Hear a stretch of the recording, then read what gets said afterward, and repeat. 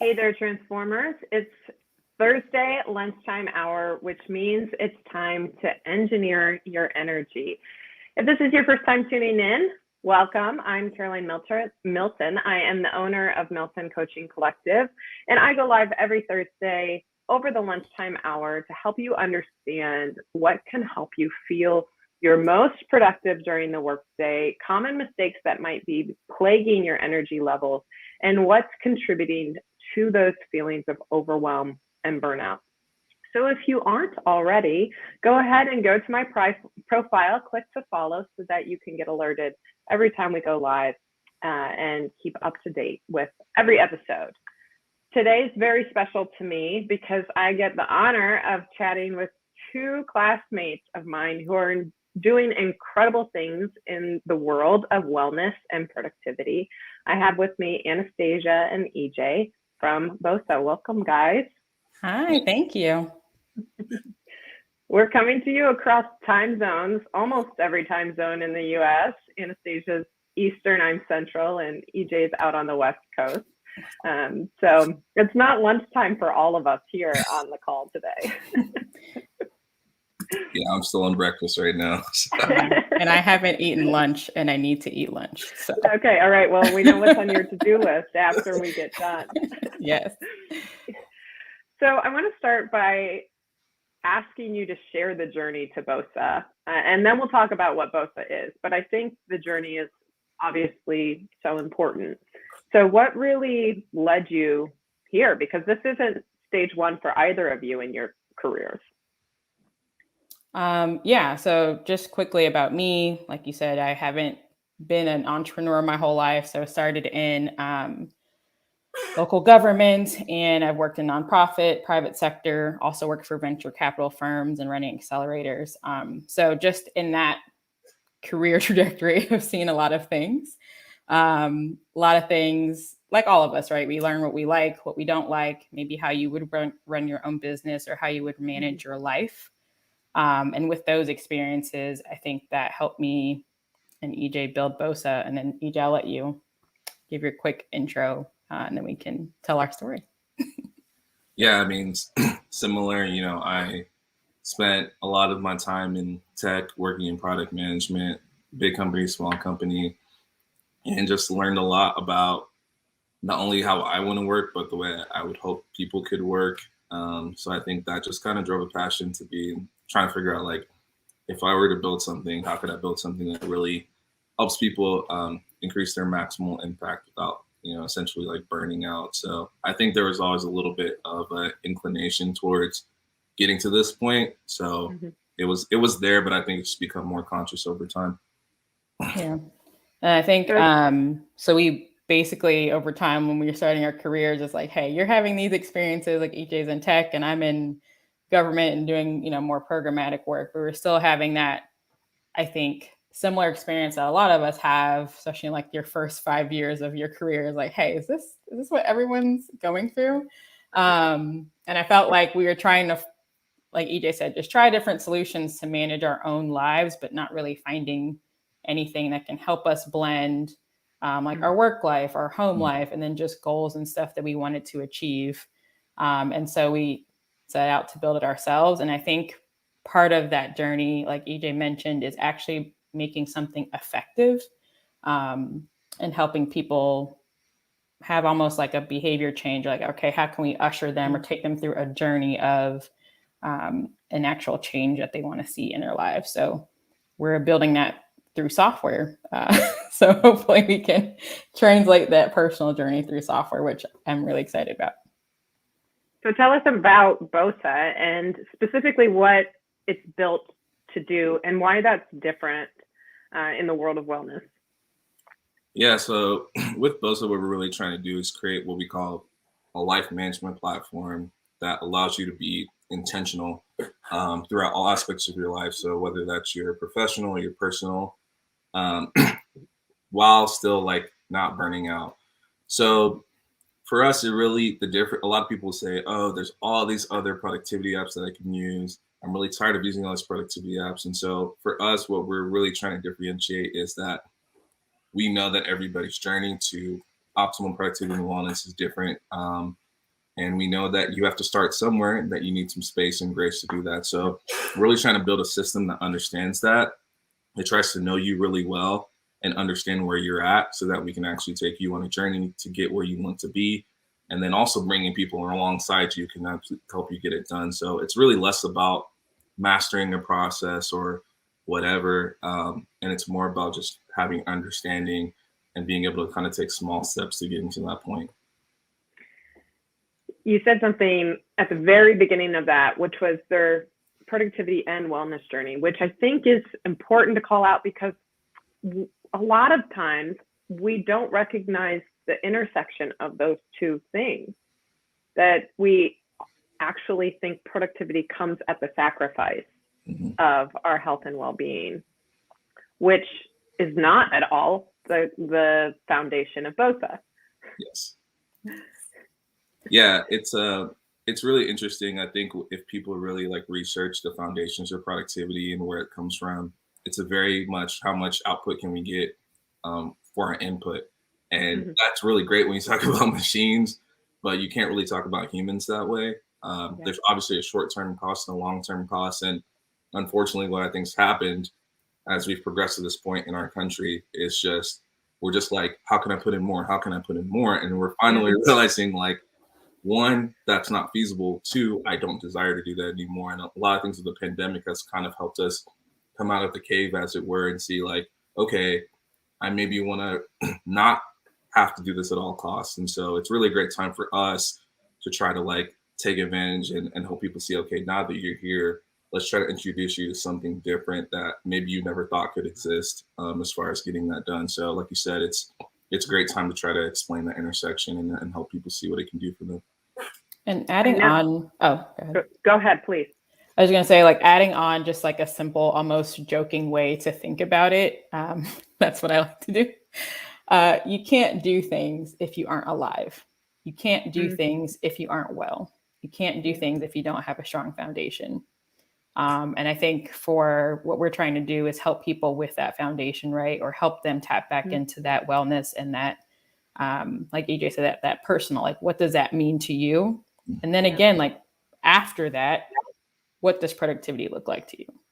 Yeah. Coming from the background that I did, and I think engineering school played a little bit into this, and then being in the manufacturing world, you know, productivity is a measure of output to input, and we lost sight of that a lot, and just came up with solutions that only required more input. And we're continuing to do that when we fail to acknowledge the physical sacrifices, emotional sacrifices, spiritual sacrifices, mental sacrifices that we're making for our work, and recognizing that those sacrifices are different for every person, and it is very nuanced, right? Like, we can't just create a standard to which we measure each person's physical sacrifice and each person's emotional sacrifice. And it really does require a little bit more of a holistic or individualized approach to the way that we work, which I think is something that I found to be really wonderful about bosa, is that it's doing that. Exactly. Yeah. And Go ahead, Anastasia. I'm gonna say, I think another part of what you're mentioning there, Caroline, is I think it's personalized, and we want to like pour more into top of funnel, like you said, that input. But I think as humans versus machines, like that input is limited. And I think now, like you're saying, like with COVID and everything in the past couple of years, and I think we all knew this, but like, how far can those human limits go even before we start recognizing our differences or like the personal needs every person has to create that journey for them. So I think now is that awakening, I think, for a lot of people, like, oh, wait, I can't do everything, or I can't stay up for 24 hours every day and continue to work. Just want to. Yeah.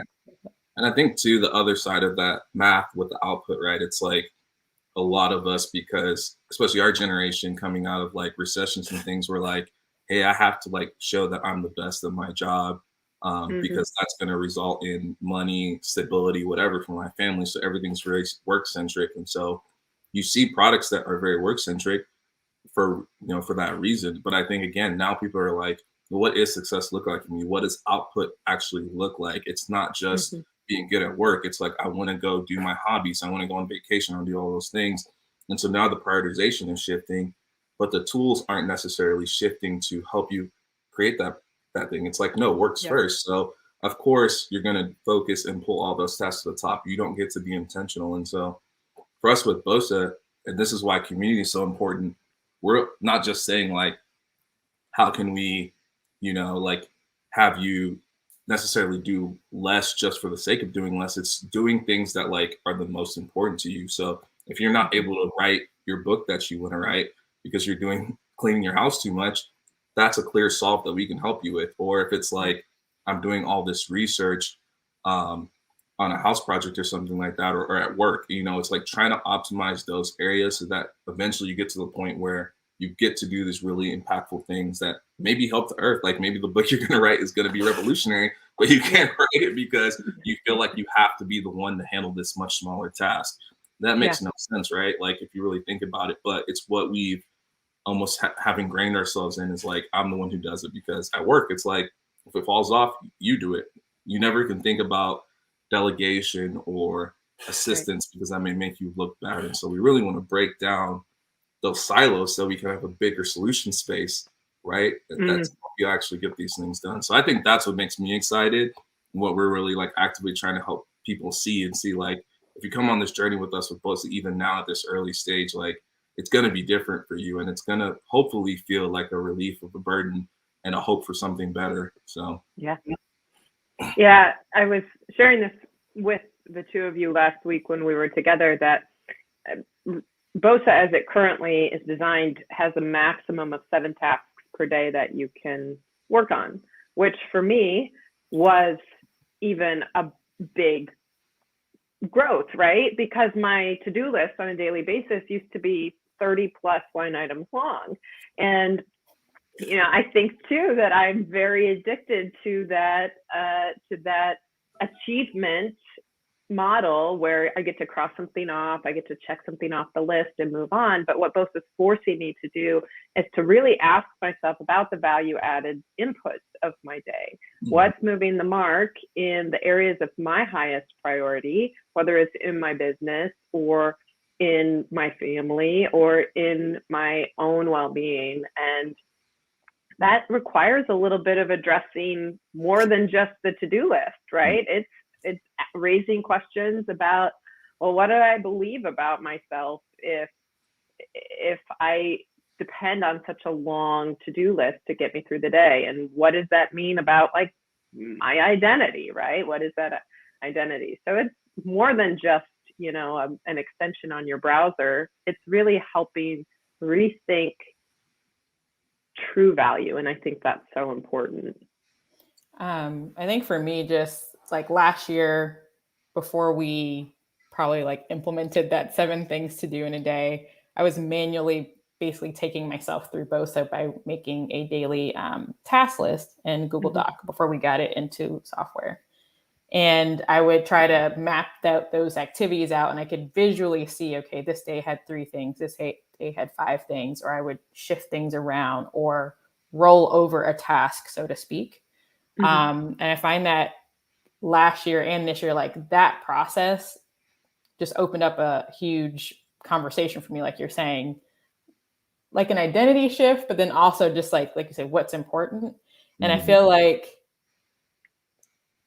it's like when I onboard people, they're like, okay, I only get 7 things. Like, how is that going to be possible? And I tell everybody, come back to me if you're exceeding the 7. And it's funny now that no one has reached out and said, I've exceeded the 7, because it forces you to have that conversation. Like you said, what I actually need to get done today or the week. And then I also think as part of that conversation, not even conversation, just like exercise of sort of giving yourself space. Everything again, limitation, right? Like you can't do everything, the 30 things in one day. I would challenge to ask you or someone else, you have a list of 30 things, how many of them rolled over to the next day? Yeah. And if you keep rolling over and rolling over, you're feeling like I'm accumulating all these things to do, but you're never actually doing them anyway. So it's like a inefficient or ineffective approach. It's like our minds are like, oh, I see a lot of things written down, but like what's happening with them? And often it's just we're in a state of paralysis, overwhelm, we procrastinate because you're just having this like visceral reaction to all these things. Totally. And I think that's something like as we build bosa and make it better, it's not that we're saying like, don't do those things. It's just, let me show you how to do it in a different way. Like, don't feel the need to come down and do some of these things that someone else can help you with. Like, don't sacrifice the other thing for this. And so what we're really trying to learn with some of these early users is like, what are those things? How can we help you get better? And that can come in the form of integrations. That can come in the form of like how we build our community out so that you can have that. So it does rely on a lot of trust from our users to trust us to say like, we're not going to be just like any other productivity app that maybe just like puts it all on you. We're really saying like, no, we want to be your partner as you experience the app, as you experience the community. Like, this is a safe space where we're going to be with you. So just like give us your trust. And so we're just learning how to help people trust us from day zero so that they can come in and experience what we have. So oftentimes when I meet with a client or prospective client, their resistance in coaching around stress and burnout is like, I can't do anything else. I'm already feeling so overwhelmed. And part of the importance of the coaching is in saying like, you don't need to do everything right now to solve this problem. It's about truly focusing on what's moving the needle for you, right? One habit at a time, one task at a time, one thing that you can feel like you're doing really well and you're really mastering before you move on. And, you know, that is so much more rewarding than 30 surface level tasks. Really, like that mastery, that achievement pays dividends down the road as we lay it as a foundation and then build from it. I think you said something there also that we really hope to do in the future as people are like planning their days. Like EJ said, we want to assist them with that and support them with that. But as we learn about people and what their circumstances are, or maybe they're like, hey, I do have this mounting pressure, I'm feeling that burnout. Like, what are the inputs of your situation that we can understand to then help you be like, oh, on Wednesday, like, let's get this one thing done. Yeah. And again, that helps that person have a win because they were able to focus on that one thing. They also know that, hey, that one thing will move the needle for me in XYZ that I'm doing. But then also just, again, journeying them through either like doing more things or doing things on certain days, or like EJ said, delegating things just to get them off of your plate. So creating that space again. And I think that hand holding with planning is something we all need, right? Like, it's like, oh yeah, again, going back to, I thought I could do the 3 things on Wednesday, but like, no one's there telling me, or no software or insight is there telling me I should have done 2 of those things on a Thursday, or I should have delegated one of those things to my husband, for example, and why that would be the case, or I should have outsourced it to whatever, or partnered with some other, service app or what have you.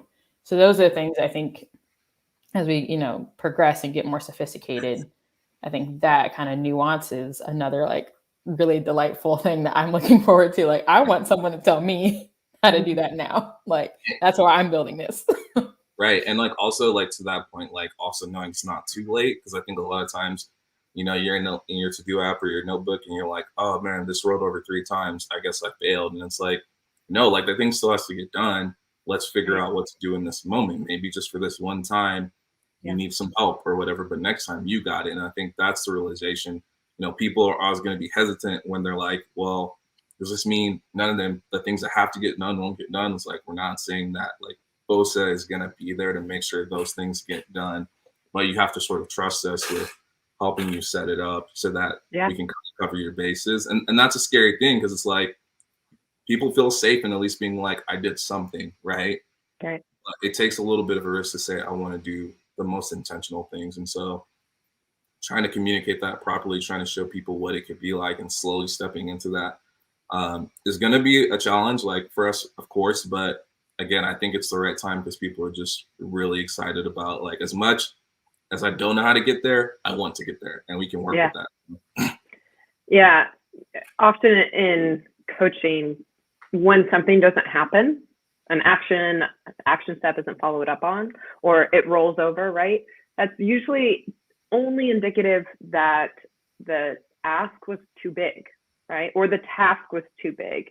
And that what's actually needed is to take a much smaller step in that direction to create the momentum that will eventually result in follow through, right? But when we just roll over or kick the can down the road, so to speak, we continue to like actually allow the monster to grow and to become even bigger or harder of a task to complete. And I think that's another aspect that I've been enjoying about bosa too, is that I can ask myself, okay, so this was due last week and I still haven't started it. What is it about this task that seems too big to me? And I should delete the task and replace it with something that is doable in a day, right? Yeah. Totally. And yeah, those are the types of things we hope to have bosa do for you and help you go through that thought process, especially if you're not used to doing that. It's being like, it's not just about marking it red and making you feel bad. It's, hey, like, what happened? How can we address this? And maybe it's a switch, like you said, or something like that. But just give me those tactical things to say, we can still do this. I think it really feels great when you realize, like, oh, there's another way. It's not just like this thing yelling at me, telling me how terrible of a person and failure I am because I couldn't get this absurd to-do list done. So yeah, I think that binary culture that we have is what's killing us. Seriously, like you said, EJ, like yes or no, like I did it today or not. Like we just, there's the only other thing on the other side of that is like ultimate failure. Like there's no other option. Is like, what, like, let's have some gray area. Let's have some in between. Let's have some grace, that conversation. And I think that in and of itself, I think is a paradigm shift. And I think people are waking up to, what are the other options that I have? What are the alternatives? And it's okay that I am taking an alternative. I think that's the other part that we have to also give ourselves that grace, despite what society is saying. Because even if you have all the options before you, are you going to be okay with like, okay, yes, I'll do that tomorrow and not feel that shame? I think that binary structure makes you feel. Yeah. Yep. 100%. Thank you both for joining me today. Folks, we literally, I know I say this often, but we literally have talked about this for hours and could talk about this for hours. So this might not be the last time you see EJ and Anastasia in one of these weekly lunch and learns. But for the two of you, what is it that you want people to know about bosa as we leave today? You go first, Anastasia. Okay, yes. I think if you haven't heard it by now, what I really want people to know is that we are doing something that has not been done before, especially when people try to lump in like productivity, task management, that sort of thing. That human element, that community element, again, just being people-centric and personalized just hasn't been done in the space. So I do want people to kind of look at us in a different light. Take that step back of like, what are they trying to do here? Like EJ said, can we trust this journey that bosa is going to take me on? I think that's something that I would like people to take away. Yeah, I agree with that. And I'll just add, if you're somebody who feels like, maybe you've used a lot of different tools and you're a little bit burned out, we just ask you to try us. We're not saying that we have everything perfect right at this moment, but what's so great about where we are right now is every time we talk to somebody, they have insights, and I hope that it feels like we're including them in the process. You get to kind of build the thing you need, which is really awesome. So I think just know that and come try it out. We're always available to talk. However, we just want to hear how we can help you. So, yeah. Well, folks, the website on the screen is where you can go to learn more about bosa and whether or not you feel like it might be a value-added tool for you to really evaluate your input as it relates to productivity and not just keep more on your plate in pursuit of success.